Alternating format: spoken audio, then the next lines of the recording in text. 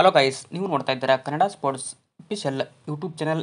RCB ಚಿಂತೆ ಹೆಚ್ಚಿಸಿದ ಜಿತೇಶ್ ಶರ್ಮಾ.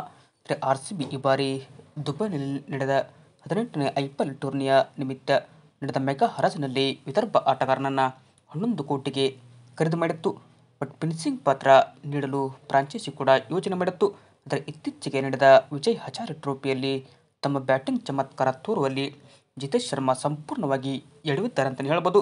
ಹೀಗಾಗಿ ನಮ್ಮ RCB ತಂಡಕ್ಕೆ ಇದು ದೊಡ್ಡ ಟೆನ್ಷನ್ ಅಂತ ಹೇಳ್ಬೋದು. ಇನ್ನು ವಿಜಯ್ ಹಜಾರೆ ಟ್ರೋಫಿಯಲ್ಲಿ ಅವರು ಪಂದ್ಯ ಆಡಿರುವಂತಹ ಜಿತೇಶ್ ಶರ್ಮಾ ಬ್ಯಾಟಿಂಗಲ್ಲಿ ಅಷ್ಟೊಂದು ಹೇಳುವಂಥ ಪರ್ಫಾರ್ಮೆನ್ಸ್ ಕೊಟ್ಟಿಲ್ಲ. ಅಂದರೆ ಕೇವಲ ಒಂದು ಅರ್ಧ ಶತಕ ಸೇರಿದಂತೆ 183 ರನ್ ಮಾತ್ರ ಗಳಿಸಿದರು. 112.96 ಸ್ಟ್ರೈಕ್ ರೇಟನ್ನು ಕೂಡ ಇವರು ಹೊಂದಿದರು. ಅಲ್ಲದೆ ಫೈನಲ್ ಪಂದ್ಯದಲ್ಲೂ ಕೂಡ ಕರ್ನಾಟಕ ವಿರುದ್ಧ ಪಂದ್ಯ ಗೆಲ್ಲಲು 349 ರನ್ ಬೃಹತ್ ಗುರಿ ಕೂಡ ಪಡೆದಿತ್ತು. ಆದರೆ 312 ರನ್ಗಳಿಗೆ ಸೀಮಿತಗೊಂಡ ವಿದರ್ಭ 36 ರನ್ನಿಂದ ಸೋಲುಕೊಂಡಿತ್ತು. ಹೀಗಾಗಿ ಜಿತೇಶ್ ಶರ್ಮಾ ಅವರ ಫಾರ್ಮ್ RCB ಟೆನ್ಷನ್ ಇದೀಗ ಮತ್ತಷ್ಟು ಹೆಚ್ಚಿಸಿದೆ ಅಂತಲೇ ಹೇಳ್ಬೋದು. ಬಟ್ ಇವರು IPLನಲ್ಲಿ ಯಾವ ಥರ ಆಡ್ತಾರೆ ಅಂತ ನೋಡಬೇಕು. ಆದರೆ ವಿಜಯ್ ಹಜಾರೆ ಟ್ರೋಫಿಯಲ್ಲಿ ಇವರು ಸಂಪೂರ್ಣ ವೈಫಲ್ಯವನ್ನು ಅನುಭವಿಸಿದ್ದಾರೆ. ಬಟ್ IPLನಲ್ಲಿ ಆಡಲಿ ಅನ್ನೋದೇ ನಮ್ಮೆಲ್ಲರ ಆಶಯ. ಬಟ್ ಜಿತೇಶ್ ಶರ್ಮಾ RCB ತಂಡಕ್ಕೆ ಎಂಟ್ರಿ ಆದದ್ದು ಖುಷಿಯಾಯಿತು.